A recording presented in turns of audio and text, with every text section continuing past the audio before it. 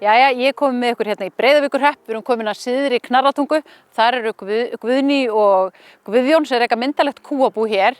Fyrir utan að vera venjulegu bóndi, að þá er hann líka forsöngvari í karlakór sem hann stofnaði sjálfur og er að setja saman alveg stór skemmtilegar vísur. Við skulum kíkja á syðri Knarratungu. Guðjón, þú veist kannski ekki út á hverju ég er komin í heimsókn, en ég er aðeins búin að fylgjast með þér á samfélagsmiðlum, eða það er að segja konunniðinni sem að birtir reglulega ljóð eftir því, vísur. Ég veit ekki hvað er rétta orðið yfir skáldskapinn þinn, en mér finnst svolítið flott að því ég veit að þið eru kúabændur, hvað með 50 kýr, og svo hefur þú verið að reyna fyrir þér í söng og orðin forsöngvari og innsöngvari og ert að setja saman hérna skemmtilegar vísur. Já, þetta hafi ekki bara að byrja svona í kringum þorrablótin til að gera eitthvað skemmtiatriði. Gera grín að staðsetungum og svona. Já, þá fórstu að svona... Haldið að það byrjaði, já. Þannig að neyðin kendi nöktu manni að spinna. Já, ég var nefnilegt klæddur sko. Já, varstu búin að koma að staði og þú varst með þetta í þér samt, svona. Varstu búin að vera leikari að setja saman vísur? Nei, ekkert. Aldrei? Nei. Okay. Þetta kemur bara svona einhvern tímann kringum fertugt eða eitthvað, já. Já, þannig að í raun kemur bara í ljós hversu færð þú ert að setja saman góða vísur. Ég veit ekki alveg með færnina, sko. Þú ert óþarlega hóvar, ég hef séð eftir þig vísur. Hvað nú er svona venjulegu dagur hjá bændum bara gengur út á mjólka, 2 ára dag, þú ert að sinna alls konar öðru slætti og áburði og öllu. Hvenær koma þessar vísur til þig núna? Því að nú er þetta ekki bara bundið við þorrablót. Nei, þetta er bara meðan maður er í vinnunni. Ég get ekki sest niður og búið til eitthvað. Nei. Þetta verður bara til á meðan ég er að gera eitthvað. Ef það kemur eitthvað á annað borð. Og er eitthvað sem kveikir, er eitthvað svona þjóðfélagsumræða og ertu kannski bara að mjólka og þá byrjar eitthvað? Já, það er bara, ég veit ekki, hugmyndi verður bara einhvers staðar til. Ég veit ekki, ekkert hvað, ekkert svona ákveðið neitt sem að kveikir neitt frekar en annað. Þetta er bara, gerist einhvern veginn bara. Ég er ekkert þetta að skýra það, sko. Nei, nú er þetta oft langur texti.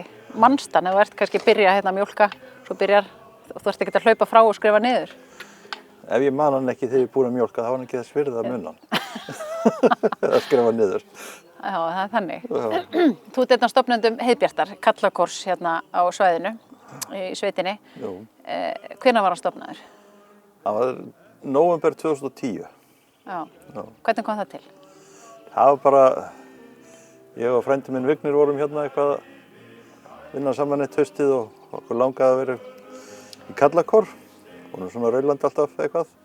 Og hérna var eiginlega Guðný Heiðbjört, konan mín sem rak okkur til þess að auglýsa og kom okkur á stað í þetta og hérna, þannig byrjaði þetta. En þið byrjuðu nú svolítið bratt, þið bara, kórinn er stofnaður og það er eitthvað æft og svo farið bara beint í miðbæ Reykjavíkur. Já, höfðum ekki hugmynd hvað við vorum að gera.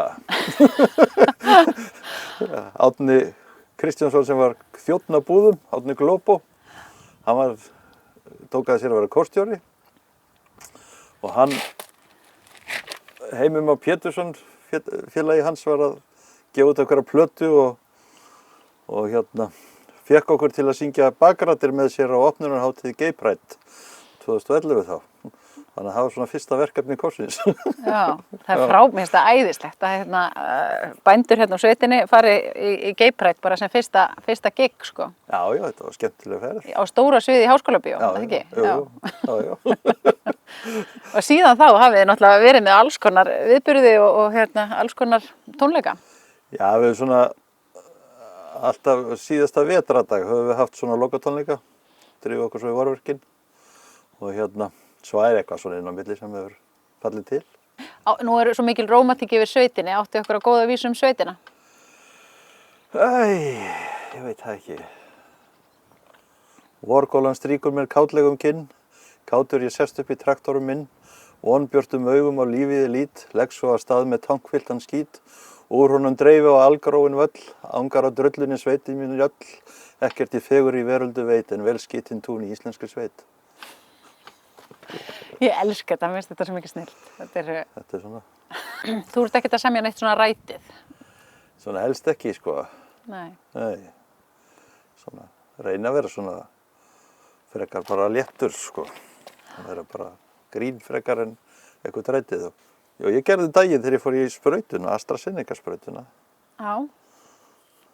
Áttu góða bólu efnavísu? Já, það var svona nokkra vísur sem ég gerði í hittamókinu nóttina eftir, sko. Af því að mér fannst Guðný mín vorkenna mér óþarflega lítið. Og hérna, það sem ég lá, sár þjáður, að mér fannst. Þetta heitir Kvalinn. Nú er ég þreyttur og þjáður og þjakaður að mér finnst. Hitinn heilmargar gráður, ég hef ekki viðlíka kynst.